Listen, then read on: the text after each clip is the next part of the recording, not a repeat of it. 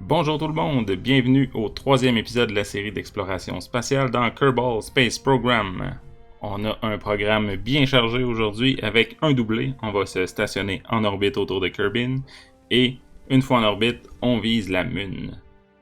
On va tenter d'intercepter le satellite naturel de la planète pour l'observer à une distance sécuritaire, faire le tour et revenir à la maison.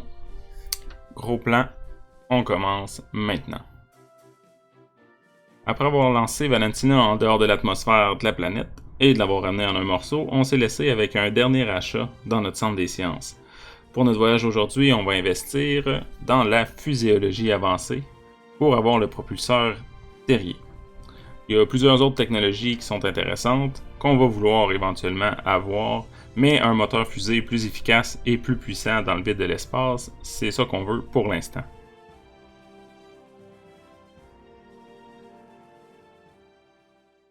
Pour ce qui est de la construction, qu'on a en accéléré ici, pour pas que ce soit trop plate et redondant, on va profiter de nos nouvelles pièces pour remplir une fusée d'assez de puissance pour le long voyage qui s'en vient.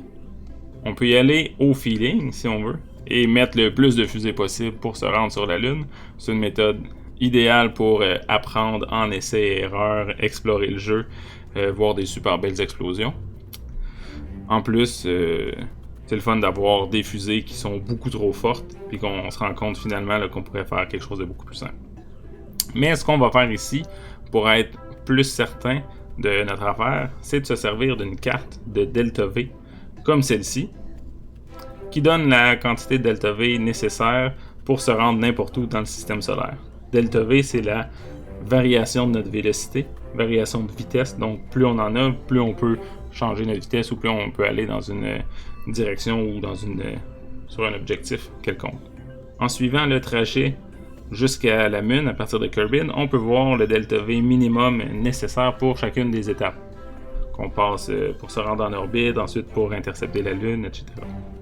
On sait donc qu'on a besoin d'un minimum de 4540 delta V pour se rendre en orbite autour de la Lune et possiblement 1140 pour revenir. Et moins si on utilise l'atmosphère pour freiner. Ça, on y reviendra. Donc pour se rendre grosso modo à ça, on divise la fusée en trois parties. Le booster, qui est pour passer à travers l'atmosphère, ou en tout cas à travers la plus grande partie de l'atmosphère. Le deuxième étage pour finaliser l'orbite. Et le module de transfert qui lui va se rendre jusqu'à la Lune et il va avoir la puissance aussi pour revenir. Finalement, on a la capsule avec le bouclier thermique et les parachutes qui, eux, vont juste rentrer dans l'atmosphère et pas exploser, idéalement. Donc, on a créé une capsule standard avec une capsule, un parachute et un bouclier thermique. Ensuite, on a le système de transfert qui est quelques réservoirs et notre fameux Terrier qui va nous amener de l'orbite de Kerbin à la Lune et nous ramener sur Kerbin. On a ensuite un étage de 3 réservoirs avec un moteur plus puissant qui sert à nous amener en orbite après avoir largué le premier étage qui est le booster. Cet étage-là, le booster, doit faire décoller tout le poids de notre fusée et l'amener assez haut pour traverser la plus grande partie de l'atmosphère qui va nous ralentir tout au long de notre ascension. Donc un seul moteur va pas suffire à avoir un rapport de poussée sur poids, le RPP, au-dessus de 1. Ce qu'on disait là, qu'on avait besoin dans le dernier épisode. Donc on va avoir besoin de coller d'autres boosters sur les côtés pour avoir plus de poussée. Donc ces deux boosters de plus là vont se vider en premier. On va les laisser tomber. Ensuite, le réservoir du milieu va continuer à se vider pour nous rendre assez haut qu'on va aussi larguer là, cette partie-là après. On ajoute ensuite quelques morceaux pour la recherche. Évidemment, on choisit Valentina. Et puis, bingo, on est prêt pour le décollage. Voici la magnifique fusée.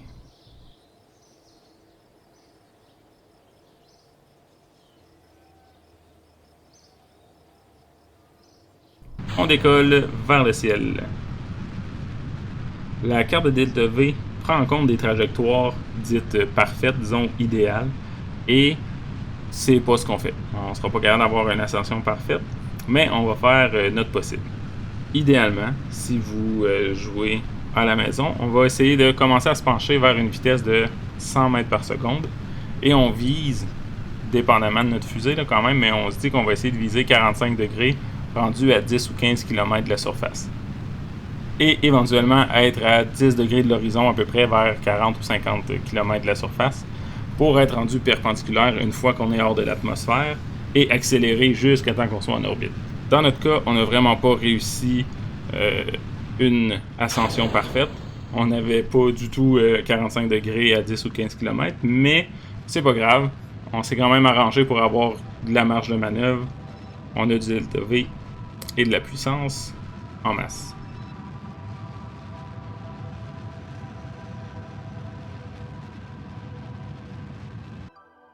Donc, être en orbite autour de la planète, que ce soit une fusée dans KSP, ou la station spatiale, ou une autre fusée quelconque, c'est en fait aller très vite de côté.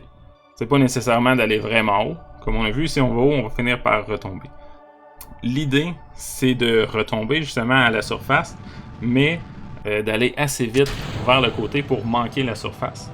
Donc, on s'en va vers le côté, on tombe, mais là, on manque la planète, donc on continue à tomber, et on manque encore la planète, et comme ça, on va tomber pour toujours en rond autour de la planète. C'est comme ça qu'on est en apesanteur dans l'espace, on est constamment en train de tomber.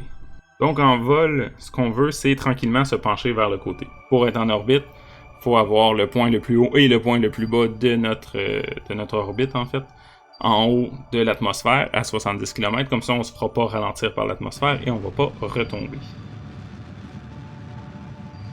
Ici, on est rendu à l'horizontale, on fonce parallèle à la surface. On essaie de pousser quand on est à notre apogée, idéalement pour être le plus efficace possible. Donc on attend d'être au sommet de notre montée. Ensuite, on se met perpendiculaire et on lance les moteurs. Donc après avoir été la première astronaute dans l'espace, Valentina est maintenant la première en orbite.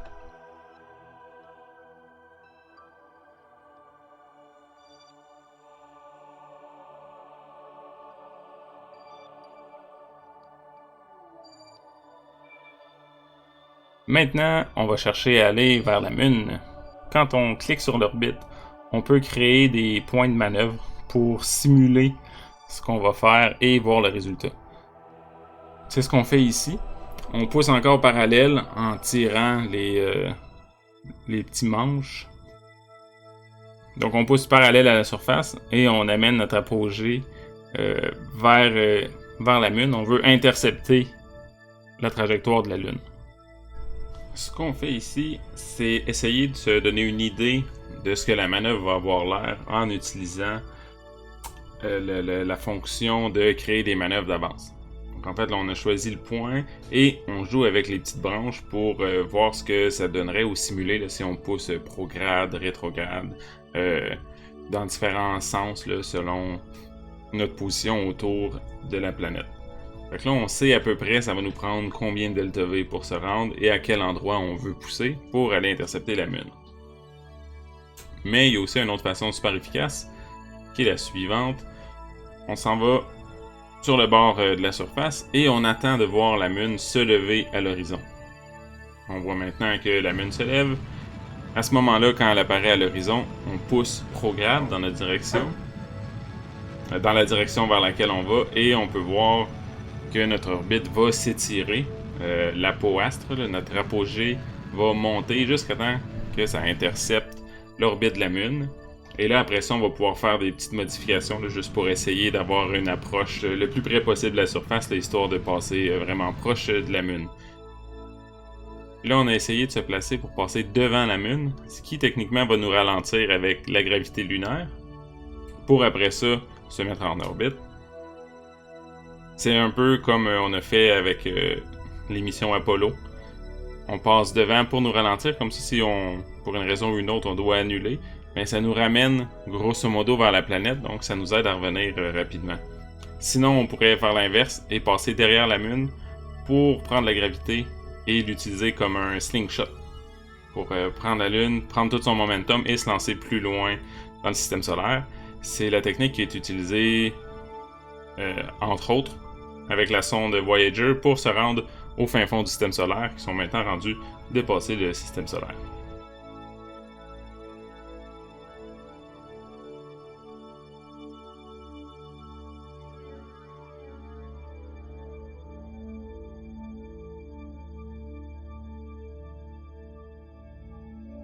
On a maintenant la Lune dans toute sa splendeur, qui approche de plus en plus. On est rendu sous l'influence de sa gravité, donc là on est maintenant autour de la Lune. C'est le temps de faire quelques petites recherches. Comme on avait fait quand on est allé seulement dans l'espace, on va aller voir la pression atmosphérique, la température, on va aller analyser notre glu pour voir qu'est-ce qui se passe avec ça, juste pour ramasser des points et éventuellement dépenser tous ces points-là pour avoir plus de technologie et pouvoir aller encore plus loin.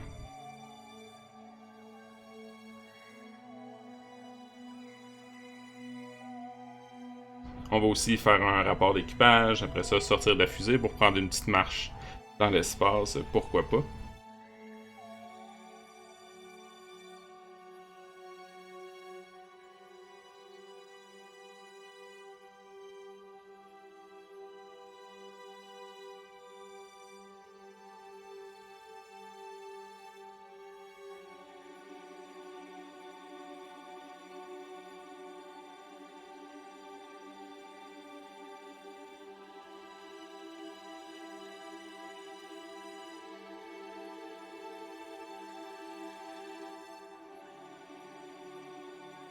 On remarque que j'ai eu un petit peu de misère à revenir dans la fusée. Valentina a le rocher, mais c'est pas grave. Ça valait la peine. Valentina est allée dans l'espace. La chanceuse. Ça a juste permis de relaxer un petit peu plus en suspension.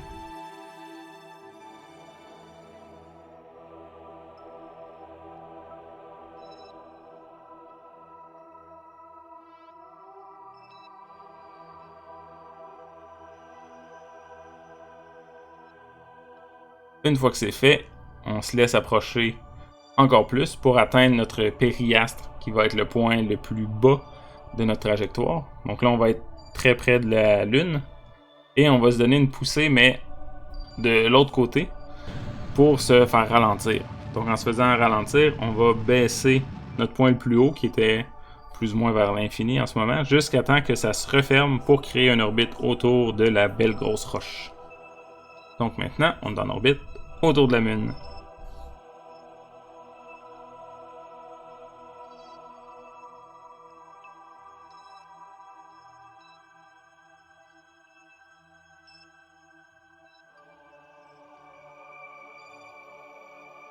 Pourquoi pas encore un peu de recherche.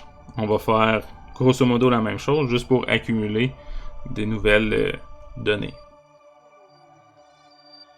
Avant de rembarquer à bord, on va ramasser toutes nos expériences qui sont déjà dans la capsule. Juste pour être sûr, on les reprend, puis on rentre dans la capsule. Comme ça, là, nos rapports d'équipage, c'est comme si on les prenait puis on les mettait dans une autre filière. On prend le paquet de feuilles d'observation, on le met ailleurs. Comme ça permet de faire plus qu'un rapport d'équipage par voyage. Ce qui est plutôt pratique quand on a un voyage comme celui-là. On va passer autour de la Lune, qu'on va passer dans l'espace, puis qu'on va revenir.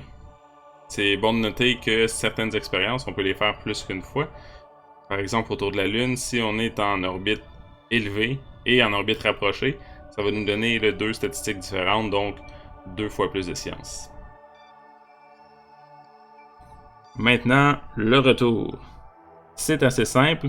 On va chercher à pousser l'apoastre pour sortir de l'influence de la Lune. Donc là, on veut réouvrir notre cercle pour nous faire sortir de la gravité lunaire. Donc là, on va se ramasser dans une orbite très très éloignée de Kerbin. On va être dans un grand orbite autour de la planète.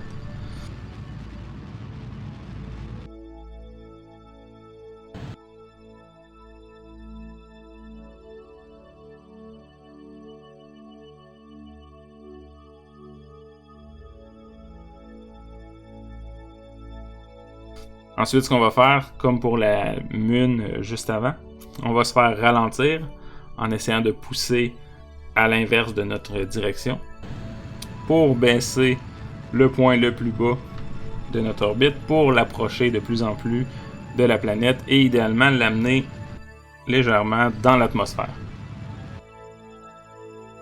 Donc à ce moment-là, on va pouvoir ralentir avec l'atmosphère. On va laisser toutes les particules de l'atmosphère, toute l'air nous ralentir et ça nous permet d'économiser du carburant. C'est pour ça aussi qu'on a besoin d'un bouclier thermique pour nous empêcher d'avoir une très mauvaise surprise avec toute cette chaleur-là que les particules vont faire en frappant la surface de notre capsule.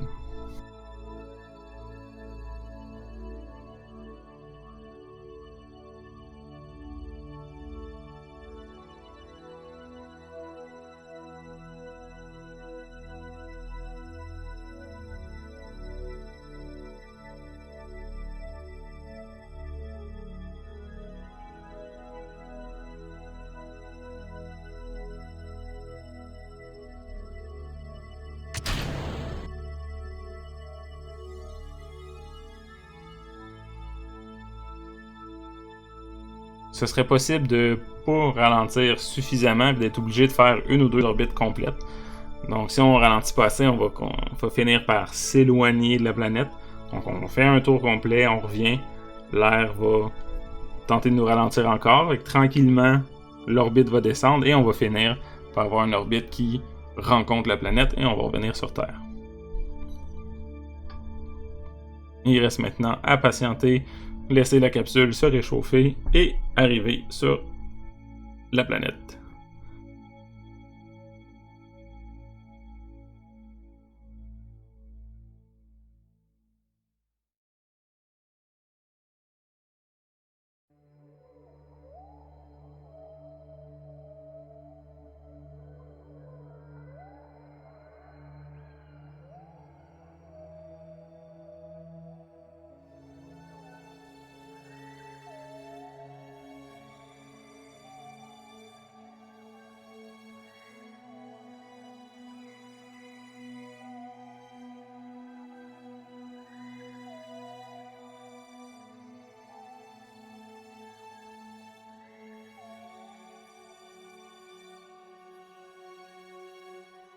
On voit maintenant que l'atmosphère nous a ralenti considérablement.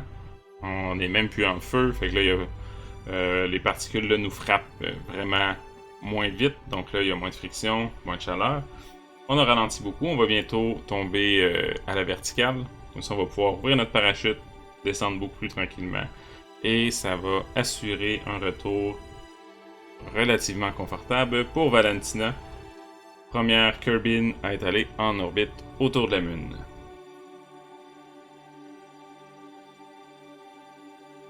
Et on peut encore une fois éjecter notre bouclier thermique, qui est plus nécessaire rendu là, et on observe la descente finale.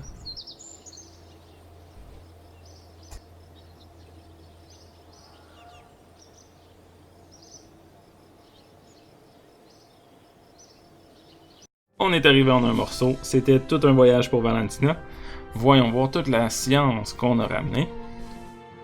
Ça fait beaucoup. On a plein de possibilités pour des nouvelles recherches, plein d'options pour la prochaine fois. Il faudra d'abord décider la prochaine cible. Ça a l'air que Kerbin a une deuxième lune, un peu plus loin, donc on pourrait aller essayer de se rendre jusque-là. Tant qu'elle est proche d'une lune, on pourrait atterrir dessus, aller planter un drapeau, quelque chose. Donc ça pourrait être un éventuel prochain objectif. On a des nouvelles technologies en masse à découvrir. Donc, ça va être tout pour cette aventure de Kerbin, pour cette mission-là. Elle est terminée. Beau travail, Valentina. Pour le prochain rendez-vous, on va présenter un nouveau jeu. On va passer à autre chose. On reviendra peut-être à Kerbal Space Program, une autre fois. Le prochain jeu, c'est quelque chose qui est disponible au Media Lab en tout temps, qui nous a été offert par le studio de développement. C'est un jeu canadien. Donc, on va faire un petit peu différent, mais on reste dans une thématique semblable avec des personnages qui sont perdus sur un astéroïde. Donc, on va devoir s'assurer que tout se passe bien et leur bâtir une belle petite colonie sécuritaire qui va leur donner de l'oxygène, de la nourriture, de l'eau, etc. Donc, ça sera pour la prochaine fois. Sur ce, à la prochaine. Bye bye!